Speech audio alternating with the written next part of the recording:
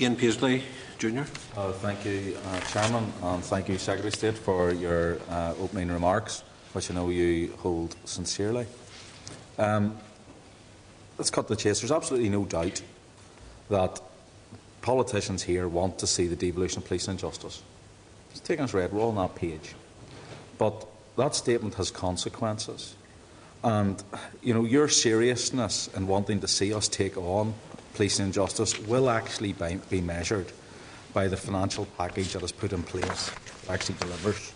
And I think you have said as much as that. But I think we should recognise how serious you are in that, and maybe you can actually tell us how serious you are. I mean, over the last 6 weeks, our investigations show that we have a shortfall, or we've got serious pressures in policing and justice amounting to something like £660 million over the CSR period. That's about a third again of what we currently get for policing and justice. Have you gone to the Cabinet? Have you indicated to them that that is the sort of ballpark the settlement is going to be in order for you to deliver on your commitment to see the devolution of policing and justice? Because you can say that you're going to hand us over a fully funded service, but in reality, fully funded may not mean that that £660 million is actually covered. Well, let me just take it back a stage, and maybe I might bank the compliments now, since I suspect in what I go on to say there won't be many plaudits after that. The first thing is, I don't think one should judge this in the context of some sort of virility test, which is the more money you get somehow demonstrates the greater the commitment. To be frank, I think the commitment that we all showed together, the Prime Minister showed, in support of the political parties, in the way the parties here responded to the events of the last few weeks, is arguably the greatest measure of all. And I wouldn't want to confuse, therefore, a simple weighing of cash against genuine commitment to the police service of Northern Ireland and to the people of Northern Ireland. And I think that would be, particularly in this economic climate, I think it would be. Commitment and rhetoric will not pay the bills, quite frankly. It will not build the prisons. It will not fund the lawyers. It will not finance the police. Well, service. with huge respect to the lawyers, it may be that the lawyers might need to earn slightly less. I have no difficulty with that. Well, I'm glad we can agree on that at least. But I just caution you, because we will do our best for the people here in Northern Ireland, and we will do our best for the police service in Northern Ireland. But it would be foolish in the extreme to imagine that any settlement can be made regardless of the fact that we face arguably the biggest global recession that any of us have faced in our lifetime or any other period. And that what we've got to actually see here, therefore, is the commitment not only in terms of finance, but to the institutions and the other kinds of commitments that the British government is prepared to make as part of your virility test of our commitment to the process. That being said, I've made it very clear that I believe that the CSR settlement, again, should not be dismissed as a zero-sum game in which, having achieved arguably one of the strongest settlements of any police force in the United Kingdom, now doesn't matter. It does matter, because it's actually quite an important baseline. And that baseline, however, has met some additional challenges, which is precisely why I set the Hayward Committee up, and precisely why I think it is not helpful to provide a running commentary on the discussions and the negotiations that are taking place. As you know, it is represented by civil servants from Northern Ireland, as well as the Treasury, as well as Number 10, as well as other senior civil servants, with a view to honouring the Prime Minister's commitment to do the best we can should this Assembly request the transfer of powers.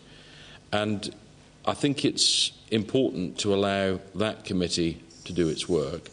And again, I think that if we only judge this by the number at the end of the day that's produced, when, again, let me just remind you, that when Stage 1 and Stage 2 were conceived at St Andrews, the idea, for example, that it would have been possible, as the Prime Minister was able to do, to produce a substantial amount of additional financial help for the Executive and the Assembly at the end of last year, again, in very difficult financial circumstances, but nonetheless was not something requested at the time of St Andrews, but was nonetheless something that the Prime Minister felt able to do.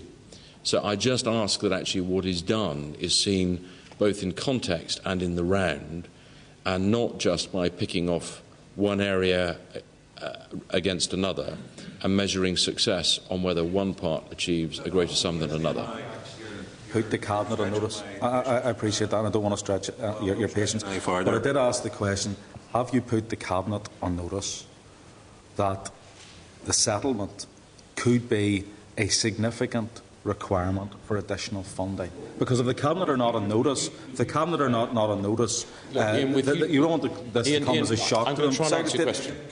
Yeah, well, I give them a chance to answer the question. I have a chance to ask the question. Well, your question was, have I put it to the Cabinet? Will you put the Cabinet on notice, or have you put the Cabinet on notice, that the sort of settlement package is going to be a substantial request, or a substantial request? It's not about virility, it's about commitment. Commitment will be measured by our ability to deliver this. And don't underestimate our desire to want to deliver it, but if we're short-changed on it, we can't deliver it. That's the issue, Secretary State. That's it now, because I have to be fair to everybody and allow everybody an opportunity, so you're not coming back again. With huge respect, Mr Chairman, I don't put the Cabinet on notice, because that, with huge respect to the question, is simply not how Cabinet works. It doesn't work by putting it on notice. What actually happens is you create a sensible process in which people can sensibly discuss this and negotiate the numbers and actually identify what are real pressures and what are pressures that should be expected to be absorbed within a CSR settlement. I've clearly done that by establishing the Hayward Committee, to which all the senior civil servants, including those from Northern Ireland, attend. So I'm sorry if you hadn't noticed that we'd done that, but we have done it. What matters is that committee rationally discusses the issues and achieves, if it is possible, a settlement that recognises, as I say, and can distinguish between legitimate additional pressures and those which are ones which will be expected to be reordered priorities within an existing CSR settlement, which is exactly what you would expect from any other police force. And it's very important for Northern Ireland, it seems to me, to actually live in that space. It's the same space that everybody else occupies, and it's a good space to live in. But that doesn't mean to say that I don't recognise additional pressures, and as I've said, Mr Chairman, that is why I set up the committee.